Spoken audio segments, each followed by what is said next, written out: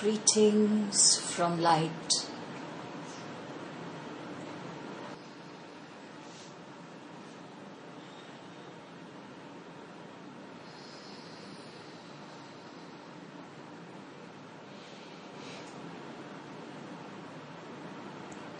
And this, beloved, is what death is. Where do they go? They are always with you as you are always with them.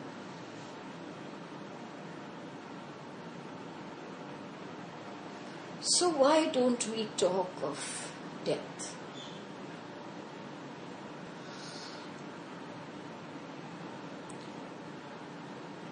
And the more you know about death, the less you shall fear it, your own and the death of those you love.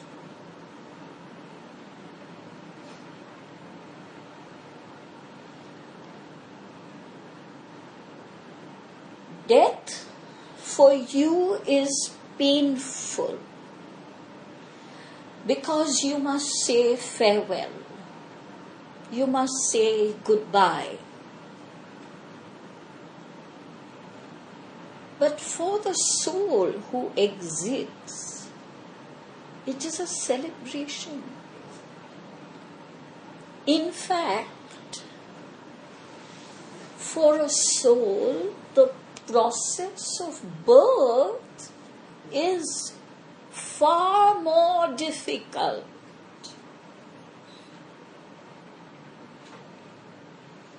Brave, brave souls choose to be born.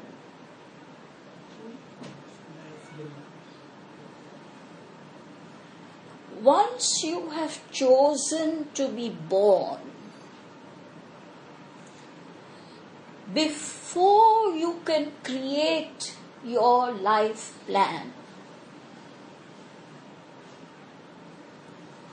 along with masters and guides, the soul is brought into the earth's energy system, not quite into the human realm, for that would be too traumatic, but into the earth's energy system. Why? Because the soul has to experience what it has forgotten, that the earth's energy system is heavy with all those energies that you call negative. Just as you, in your embodiment, have forgotten what you have experienced over and over again, the purity of the light realms, and how refined they are, how light. The soul, which is now disembodied, forgets how heavy this realm is. So the soul that has decided to take birth is made to remember, so that if it wishes to rethink its choice, it can. So do you see now why we have called you brave, brave souls? Before you made your blueprint, you were made to experience the earth's energies, which are so much heavier, denser, grayer than the light realms that you left behind for a short while. But you still chose.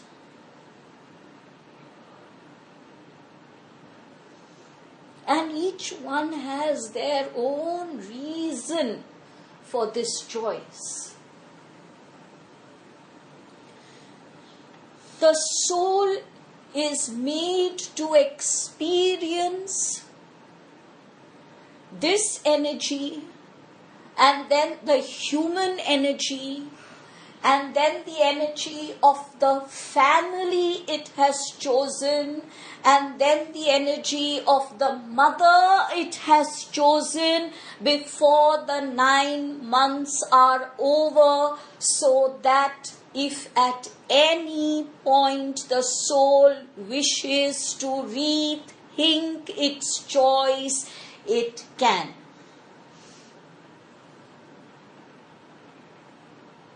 So as the time of birth comes closer and closer, the soul's experience of energies get thicker and denser and darker.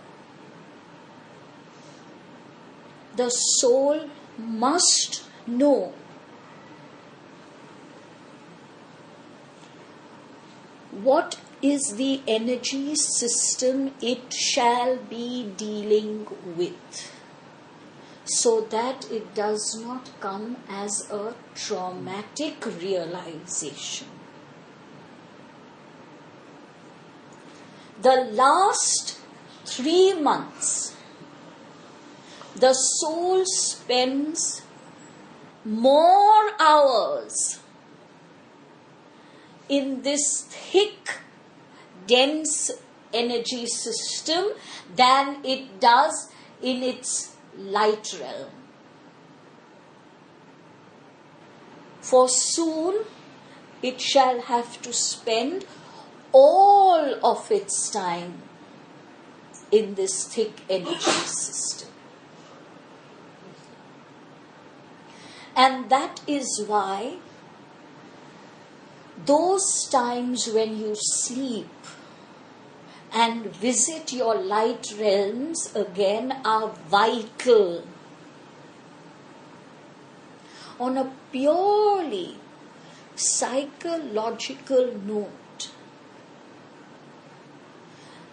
understand now why those who do not sleep for days on end go into what seems like a state of depression. For there is no respite from the dense energy system.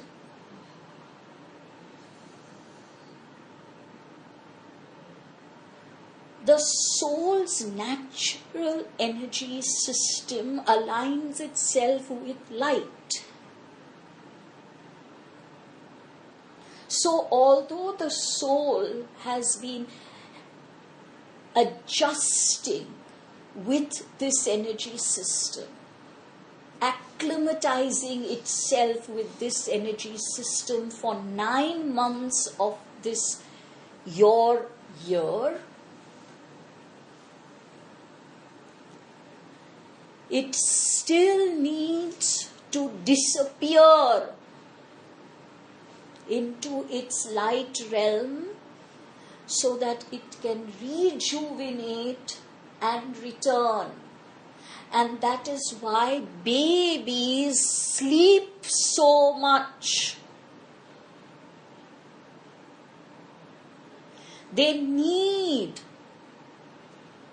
to now be in their embodied state, which you cannot understand because you have forgotten that experience.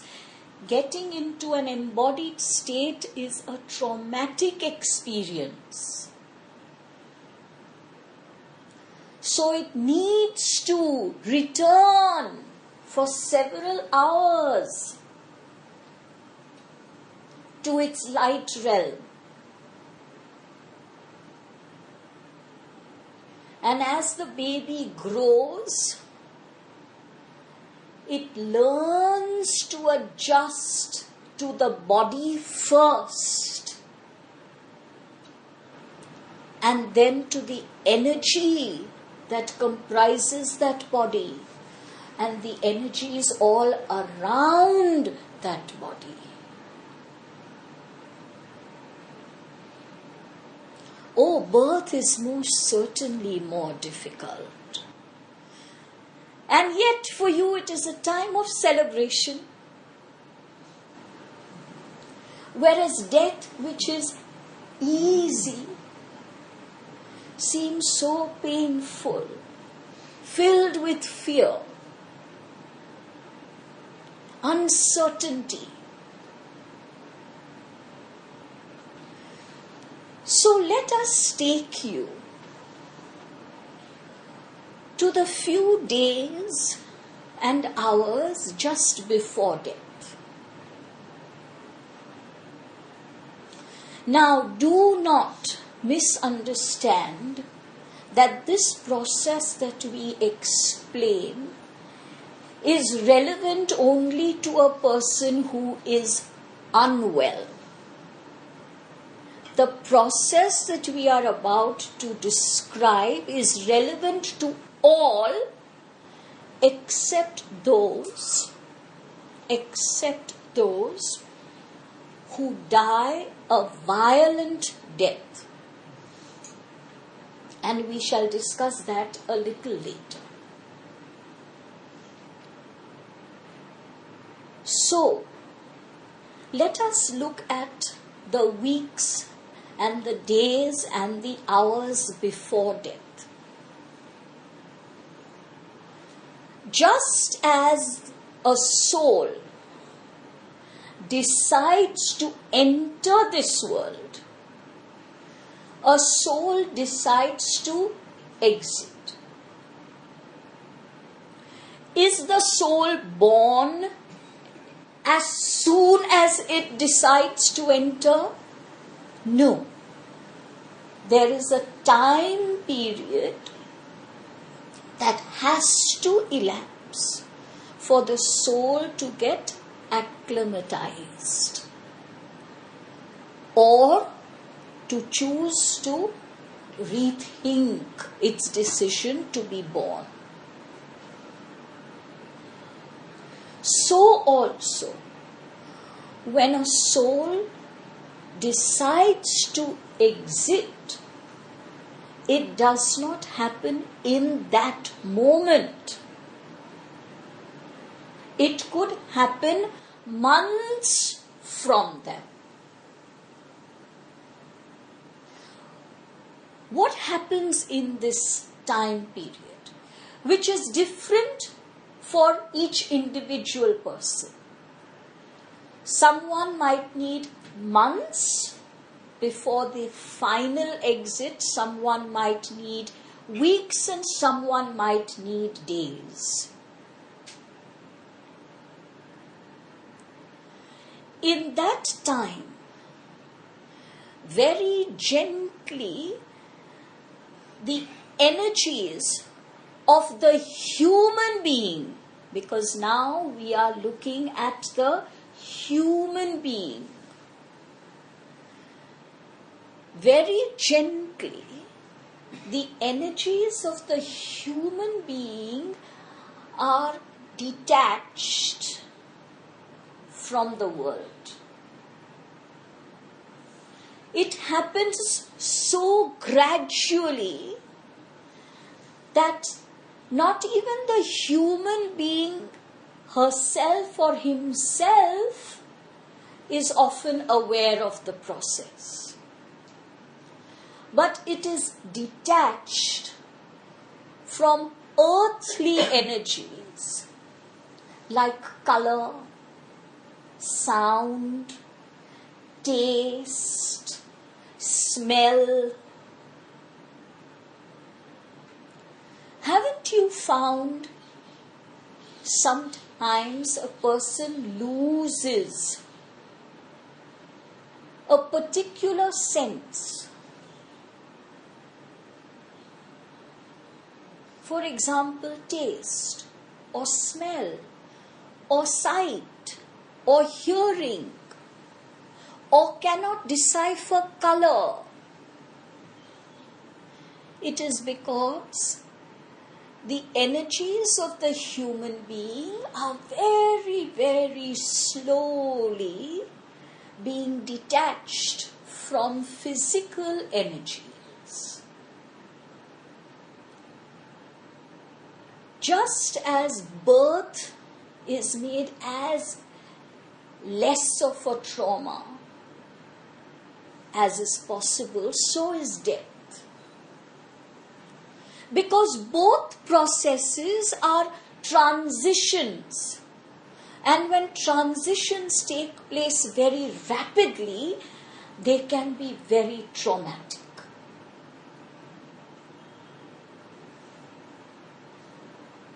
So the transition is made very, very gradual. Very often, sensitive human beings, and by sensitive we mean those who are sensitive to energies that are beyond the human energies. Sensitive to energies of nature, sensitive to energies of space, sensitive to angelic energies, and so on. So very often, sensitive people might get an inner awareness which their brain cannot process. But they might say things like, let me have a party and invite all my friends and all my family members. Or they might decide to revisit a place they haven't visited in years. You are all aware of these experiences. This is because a very subtle, almost silent awareness has begun in the energy system of the human being. And the human being is now revisiting to say farewell, to say thank you, to say I am sorry, and to say I love you.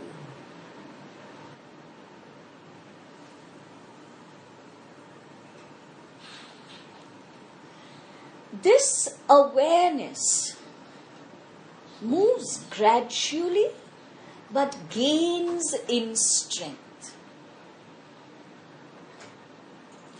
As this awareness gains in strength, the human being now,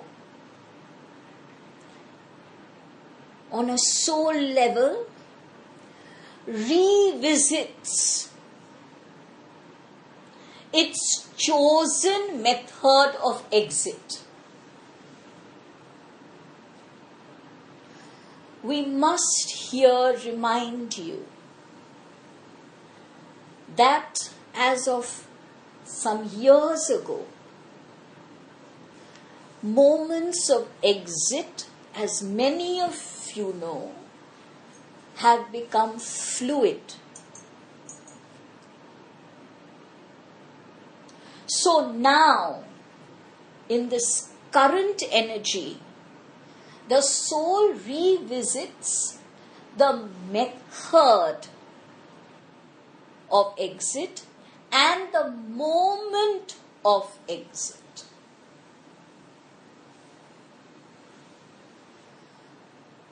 It does not have a knowing awareness of this, please understand. It is the awareness of the soul which is transmitted into a gentle, deep inner awareness of the human being. Having lived its life, and having experienced whatever it has, and having evolved through those experiences, for that is the purpose of embodiment. The soul might change its planned method or its chosen moment, or it might choose to continue with what it has chosen. Can you begin to see how much faith and trust the universe is now placing into your hands as human beings, giving you the right to change an extremely vital pillar of your blueprint plan? And this is not the only pillar which you can change in living embodiment, but we shall talk of that another time.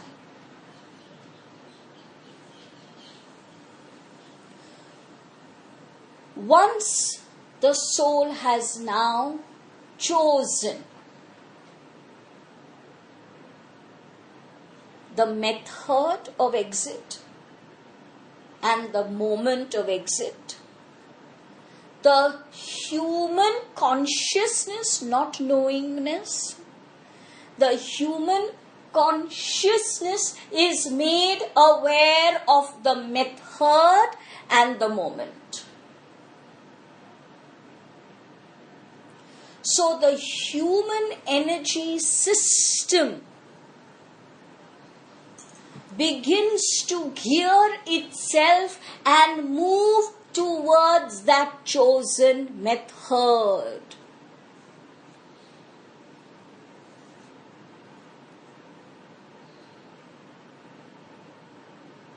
When you have an aeroplane crash, you might have a family member of someone who has passed into light saying, this was not even the plane he was supposed to take. He was actually due to go by train, and at the last minute went to the airport. The human energy system is geared to move in the direction chosen by the soul.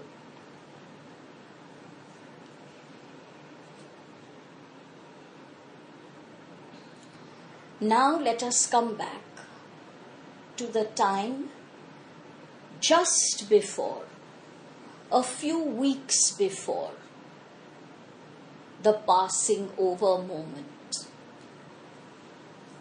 By now, the human energy system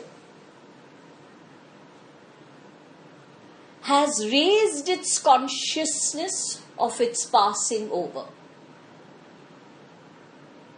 And though the brain might still not process it, but for some it does, the human consciousness level of this event is rising gradually but surely.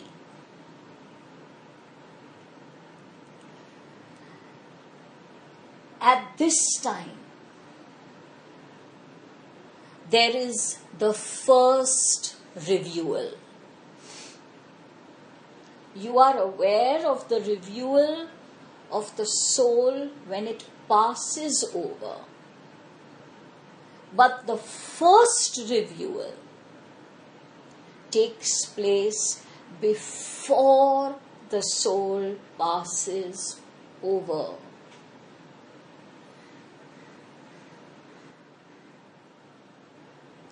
And this happens in those hours when the human being is asleep or in a state of no conscious awareness that you have sometimes called coma.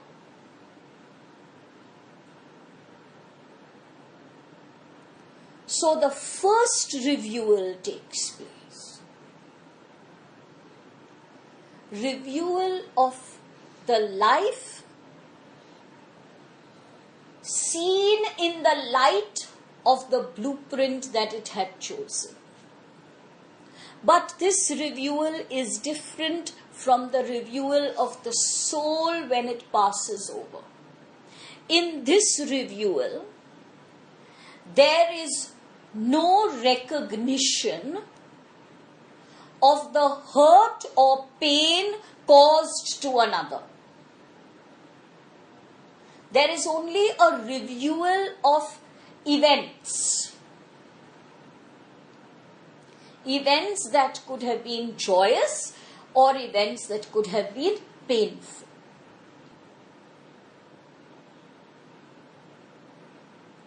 Once that reviewal is over, the soul and now the human being, himself or herself, is in a state of excitement. Because after the reviewal, the energies of light flood the human being. Why? The same reason as the soul was made to experience the denser energies in order to adjust.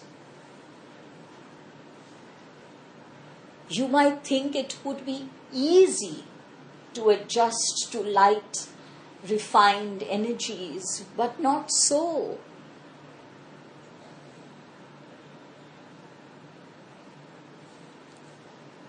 So, light in its purity, without passing through the ego filters of the person, floods the energy system of the human being,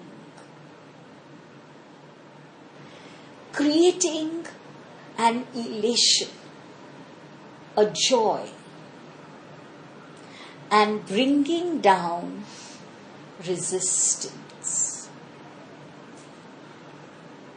Fear of death and the survival instinct are the strongest to overcome. Those very few, very few who pass over with this fear or instinct within them, even by a minute quantity, need to be held in healing light for a long time.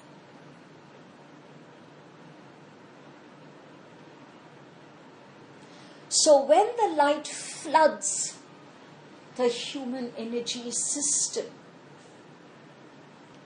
it breaks the fear of death, for there is recognition that where I am journeying to is a place of light and love and brightness and radiance and joy like I have never experienced before. And the fear is replaced by an expectation of this wonderfully grand event.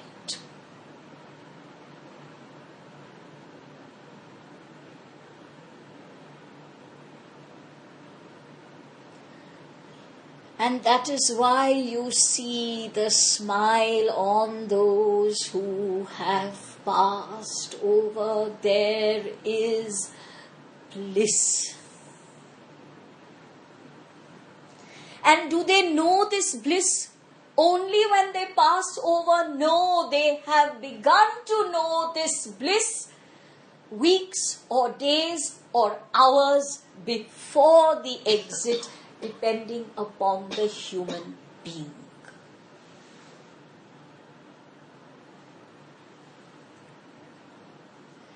And with this recognition and with this experience of the light, and with the recognition that this energy that you call God has no threat whatsoever, the human being begins to micro-manage their exit.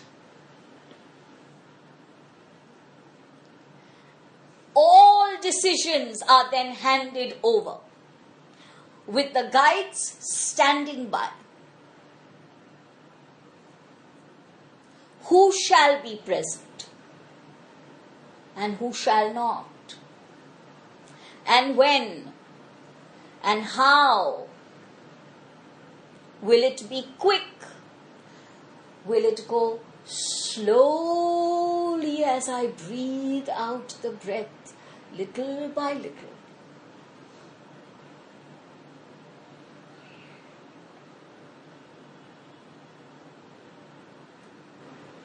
And in those few moments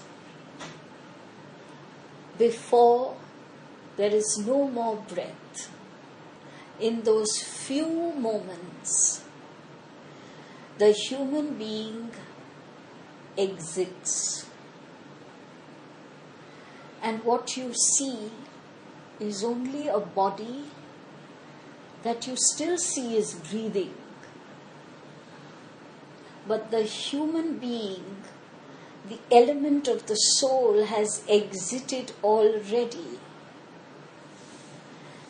And in that state of disembodiment, the energy cuts the silver cord. The energy cuts the silver cord with its body in full gratitude to this matter that had housed it for so long.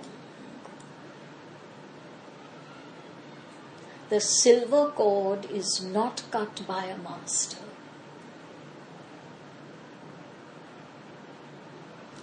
It is the holiest of holy moments.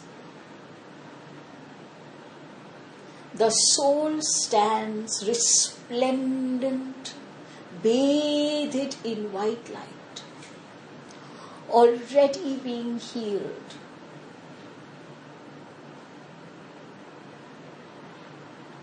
And in honor of the journey that it has just completed, the guides bow as they wait for the cord to be cut.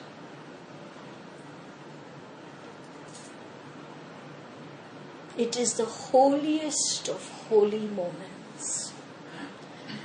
And in those moments we urge you, let there be joy.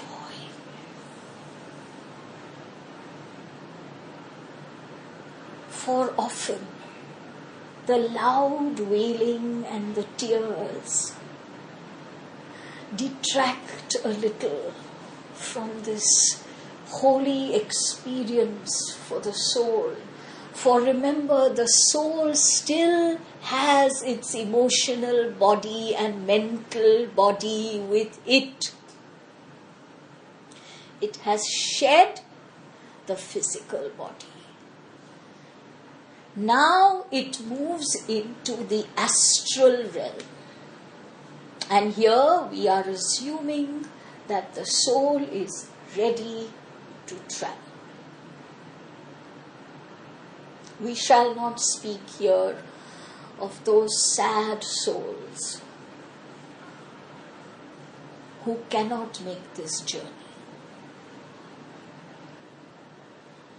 the soul journeys to the astral. And even before you can count to 3, the soul is welcomed by a sea of friends and loved ones. And just as you did for your friend, they do not always have to be those who have passed over. You, beloved, were there to greet your friend, to help her to realize the joy that now awaits her. So friends and family, whether they are so-called alive or so-called dead, is immaterial. There is a celebration. And sometimes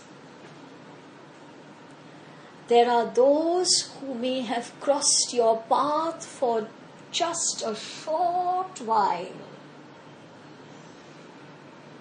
but who are so important that they are there as well as our pets.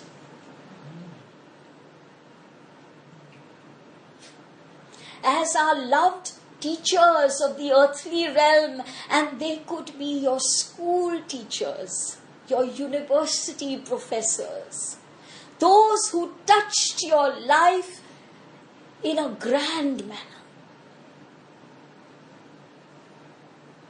Those who shifted something for you, they are also present.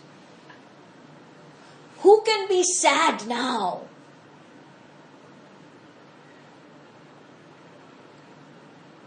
There is such excitement at meeting all these. You feel so loved. Such a tremendous sense of belonging and oneness. Who can be sad? And then the guides and masters gently escort the soul to ask it to rest. For every transition from energy to energy is difficult. And so the soul is made to rest. And those souls that need healing, like your beloved friend,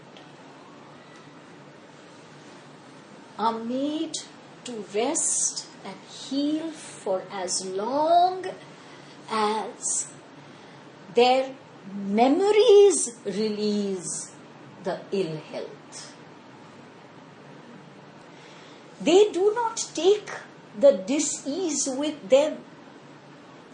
That went with the physical body. They do not take the bruises, the hurts, the wounds. What they take with them are the memories. They have lived with it for so long that it has become part of their memory system. And in the astral world, the memories are not faded away. And we shall come to why a little later. Memories are important. So a soul might continue to feel sick, might continue to feel pain, might continue to feel old and weak, because that is their freshest memory. And so the healing is to gently erase the memory of the illness, the hurt, the pain, old age. And once the soul, for now it is a soul again. And once the soul has no memory, has an awareness that that was an experience, but it is no more a memory clinging to the energy. The soul is out of the rest chamber. And like a child is given the liberty to create any environment that it chooses. Before any kind of serious work of reviewal is undertaken, the soul is allowed to have fun. And so, you might create a magnificent garden. And your scientist might create the best laboratory that there could be. And the mathematician will surround himself with numbers and figures and equations, all of which excite him and thrill him.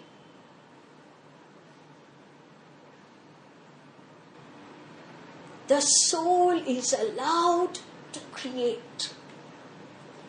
There is one more purpose to this creation.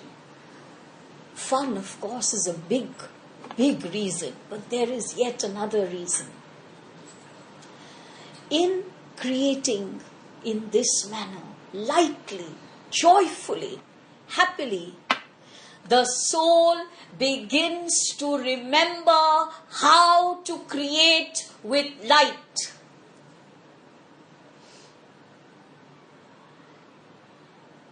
Because when you are in human form, you have forgotten how to use the bricks of light.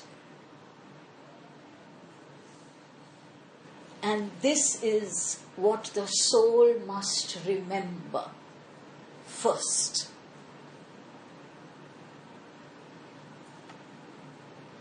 In that creation, the soul experiences its divine power.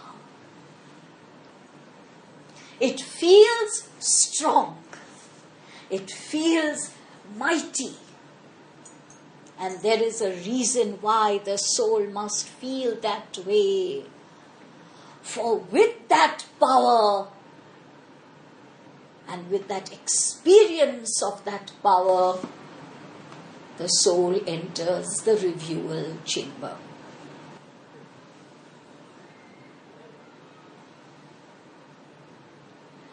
And the soul reviews from the moment it chose to be born. Not from the moment of birth. It reviews its journey from the moment it chose to be born till the moment it entered the reviewal chamber.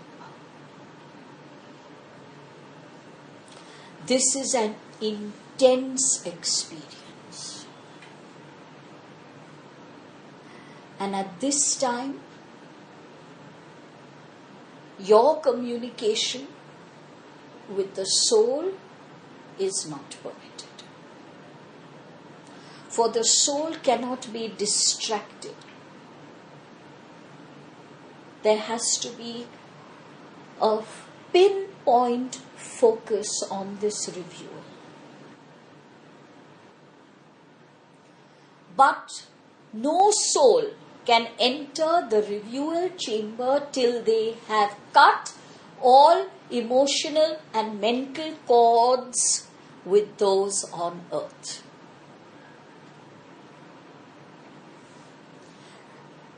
There is no right or wrong or appropriate time period. The soul can take as long as it wishes in the astral realm. And there are certain souls who take a long time.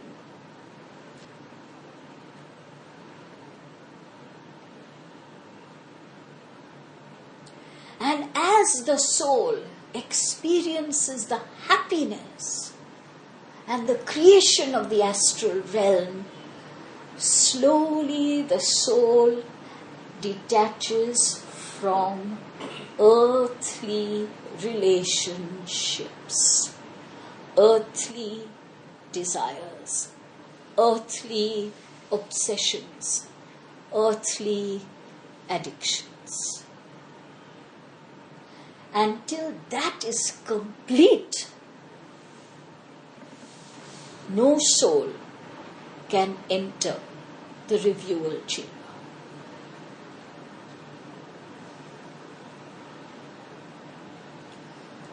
In the reviewal chamber, the soul is supported, not escorted, is supported by guardian angel and a master energy.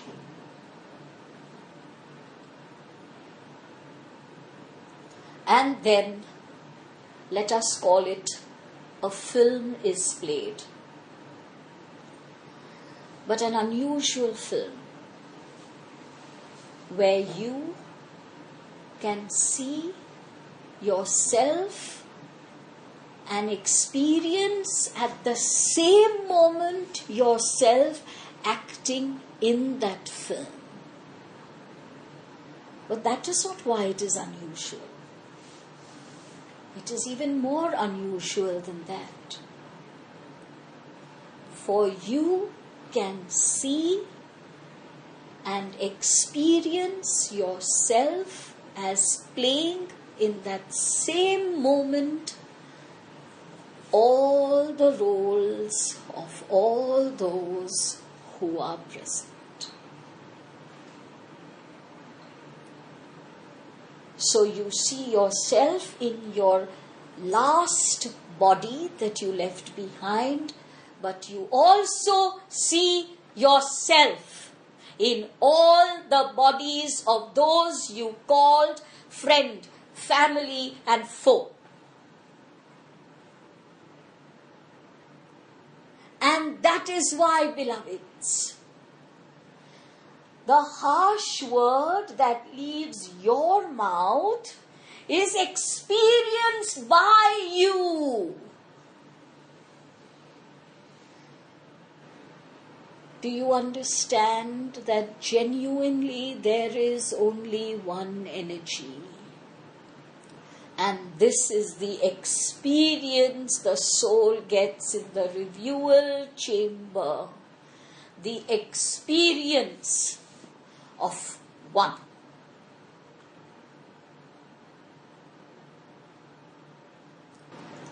The soul has remembered how to create with light. Now the soul realizes that all is light.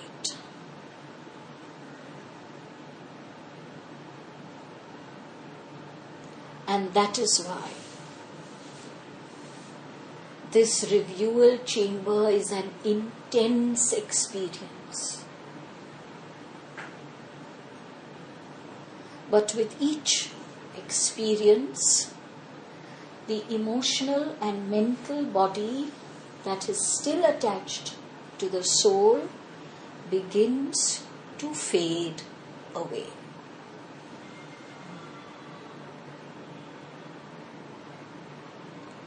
At the end, when the soul re-emerges, it emerges as pure light. No filters, no emotional body, no mental body, no memory of event. It has all faded away. It is the reviewal chamber that begins the process of assimilation into the central core.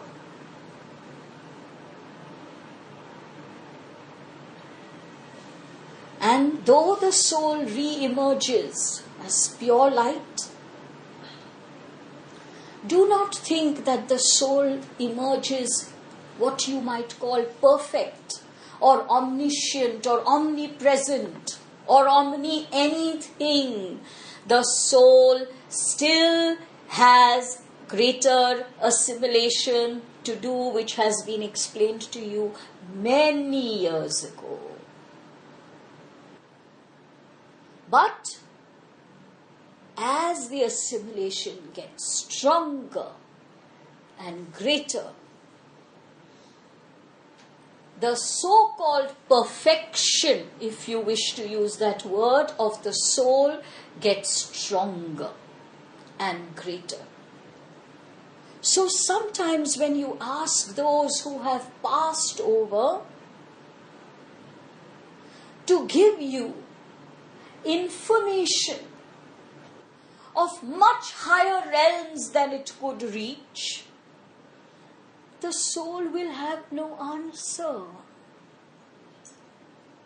But it can certainly give you a far greater, a far higher perspective of what you are asking about. A perspective that is higher than your own.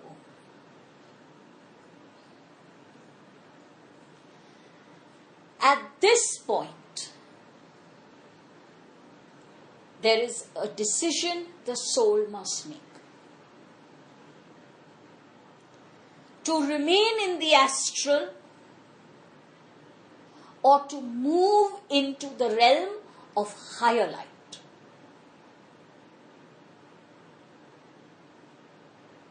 There is no right and wrong here. Do not let your judgment creep in. Those who desire rapid rebirth shall not move into the realm of higher light, shall remain in the astral realm, because the process of rebirth in any case starts from the astral realm. Those who choose to move into the higher light realms for reasons their souls know best will take time before they take rebirth, if they choose to rebirth. Now, an important aspect of karma. The reviewal chamber is your place of karmic balance. It is here that you are shown your Akashic records. And please, beloveds, the Akashic records are not a book. They are an energy of complete recall. The soul is shown its Akashic records, its chosen blueprint, the soul mission, the soul direction, and the ultimate goal. And the intense process in the reviewal chamber is the process of karmic balancing. There is no punishment. There is no whip. There is no sin.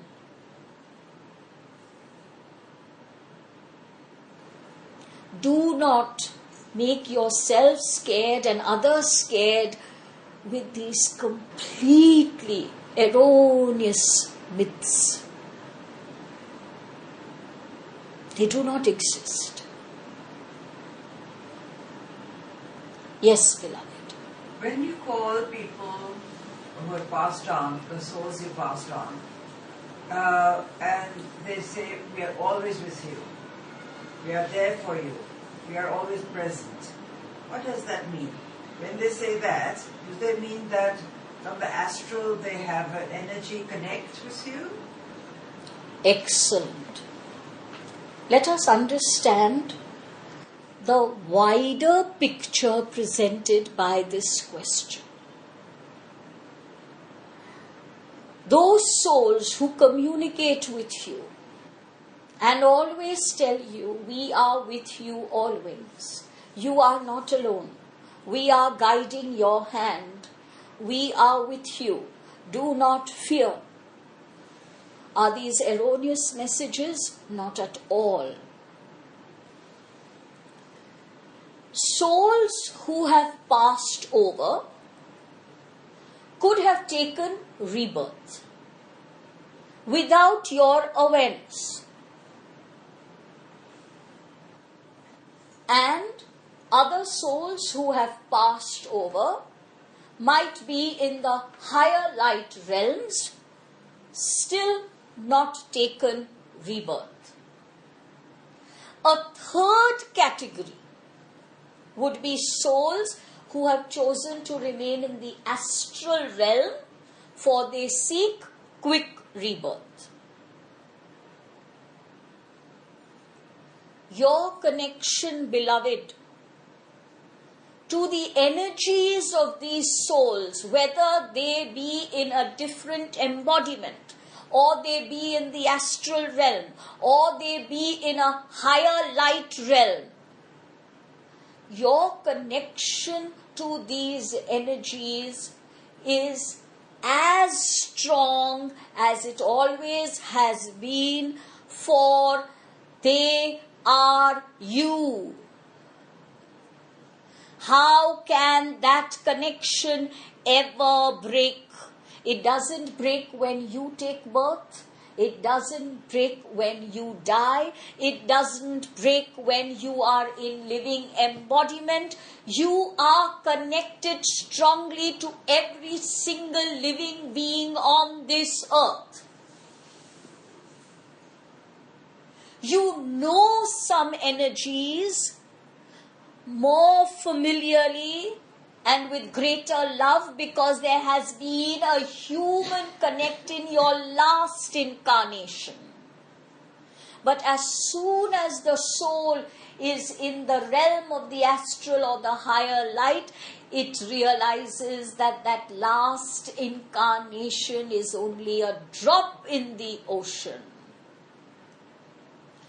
So that energy which you are calling your son would be saying the same thing to you as that energy would be saying to her as her husband. But you shall say, my son was not her husband, and we shall say, most certainly they were the same. So, beloveds, you are never alone. In the widest sense of the word, in the narrowest sense of the word, you are never alone.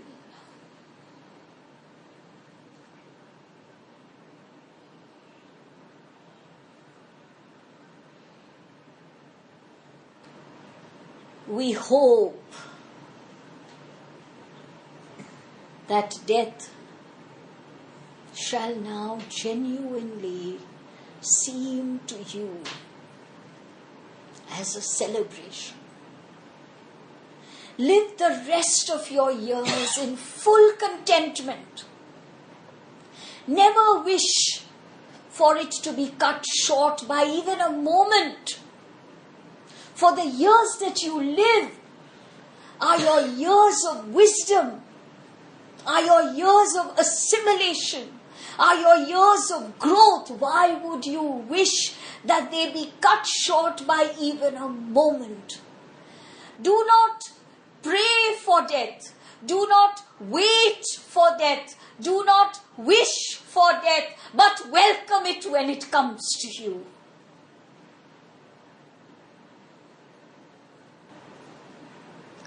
And now we must tell you very briefly of those who exit in a violent manner. Light is the most compassionate. As soon as an exit in such a manner takes place, without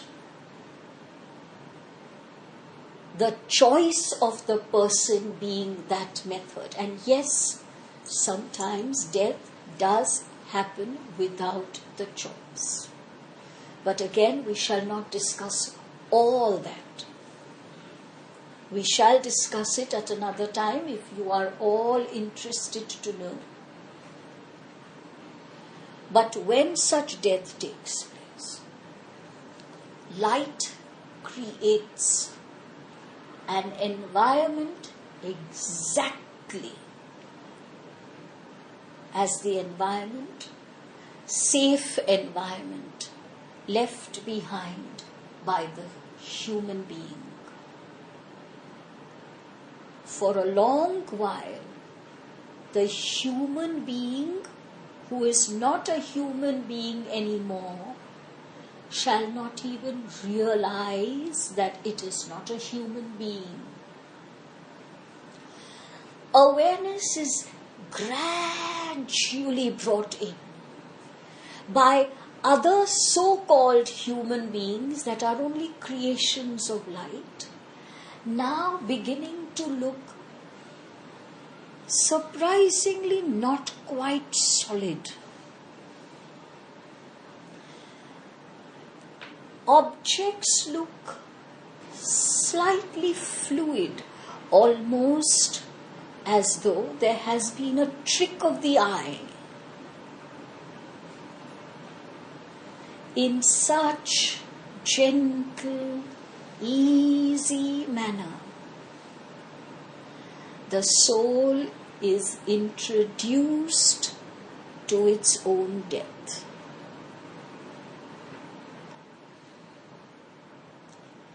Every soul, and hear us well, every soul is made to visit its last rites.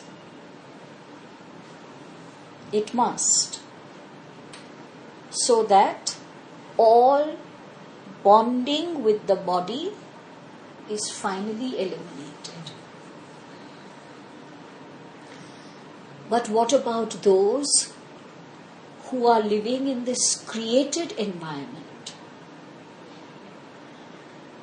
They shall visit their last rites when they have fully acknowledged their death, even if the last rites actually took place months earlier. Time is your creation, not a creation of light.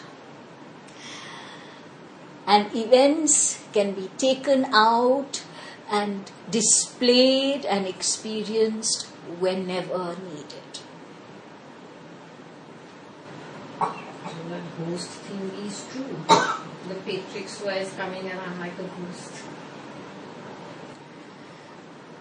Sometimes you call your sensitivity of vision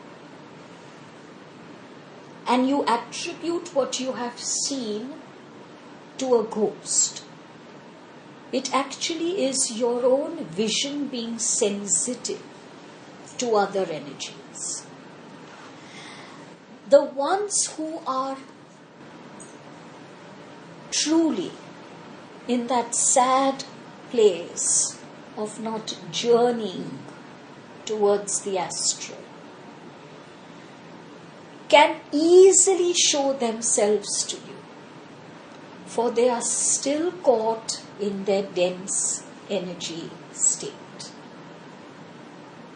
They don't need to make a great effort to convert from light into denseness. But no such soul is ever alone. So you should never fear a ghost.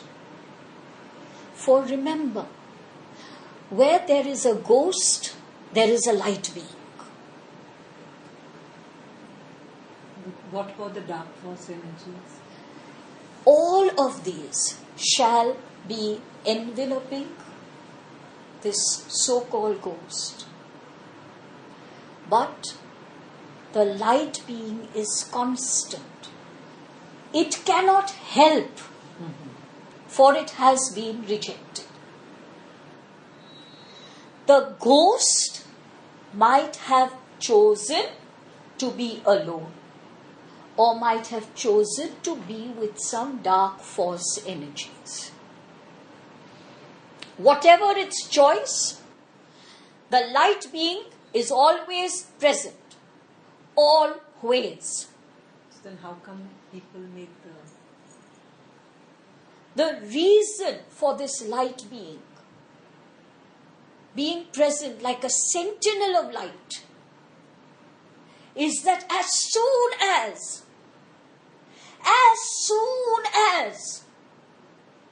the tiniest awareness and acceptance of the light shall be born into the system of the so-called ghost, the light being can take that as his or its permission to enter. For it has to remain waiting for that moment of entry. So, if you should ever encounter a so-called ghost, do not be scared. They fuel themselves on negative energies. Fear is a negative energy. Instead, send light to the ghost. Whether it accepts or rejects is not your criterion. And instantly call out or invoke the light being that is also present. In that invocation, the light being shall now support the so-called ghost and shall envelop you in its light.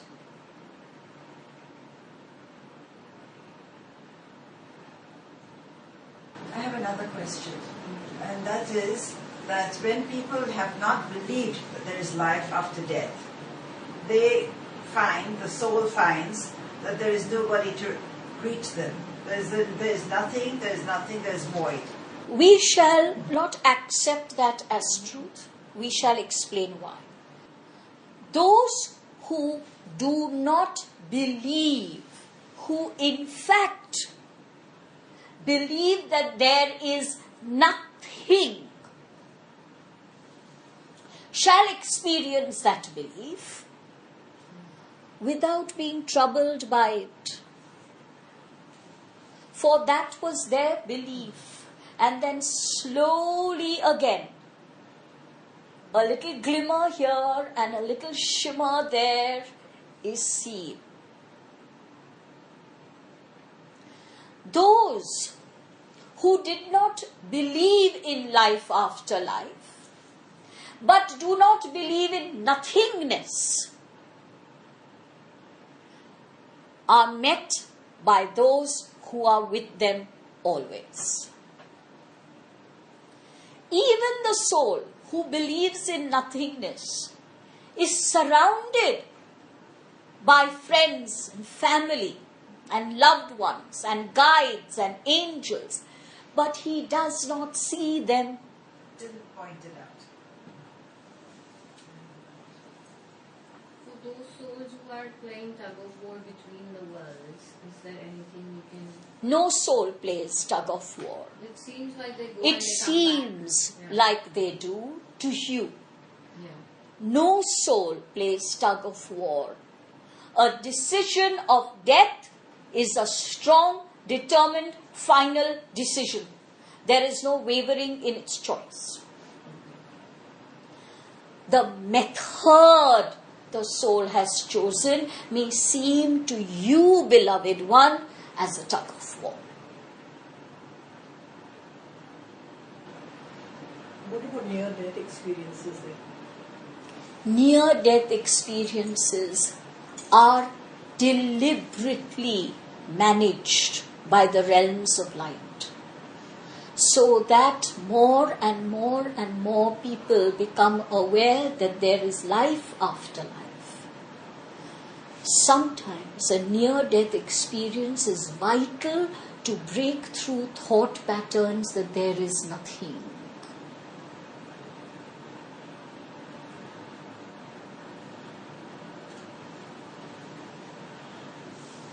The dark force energies, we are told, sometimes attach themselves to gaps or lacuna in weaker people, for a better term. And then they feed off that energy because they do not have a body. So they want very desperately to have a body to do whatever their incomplete desires are. And mostly those desires are for power and wealth. So how do we protect ourselves from, and how do we help that? Excellent. First, understand that when they attach themselves to a human system, they can only do so if there is a glue available. So if you provide the glue, then they can stick on. What is your glue?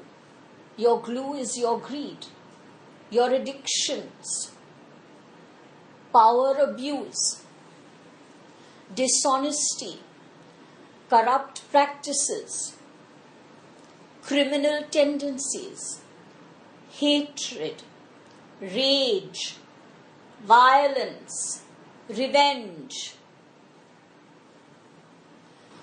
Whatever energies are strong in that lower force, we shall not use dark force, in that lower force, whatever energies are predominant in that lower force, will look around for a being in embodiment in whom those energies, or a large number of those energies, are also prevalent, may not be predominant. So if one lower force seeks revenge, it shall look for a being, human being, whose energy space harbors revenge as a significant energy strand. And if that human being has provided the glue by all of these so-called negative energies, then the lower energy shall very conveniently attach. But again we remind you, where there is a lower energy, there is always a light being. So, beloved, the light being shall protect you if you ask for it. We cannot stop you from befriending anyone that you might choose to befriend. For we have no judgment. No friend is right or wrong. But if you should ask, protect, then you shall be protected. Just say protect. Protect. How will you help was your next question.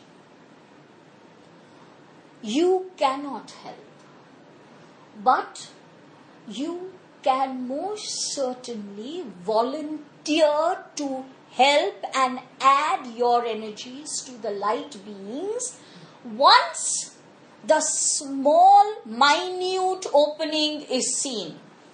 And you may have made your offer now, and the small, minute opening might come 10 days later or 10 years later in your human time. Matters not. Your offer stands valid.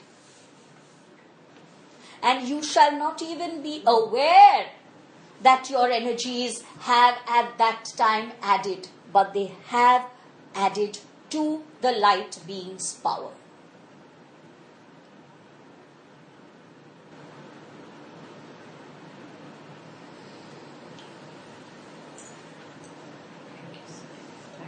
Hold your beloved friends in your arms, for they are all here with you. They thank you and they love you. And yes, they tell you, you are never alone. Be light.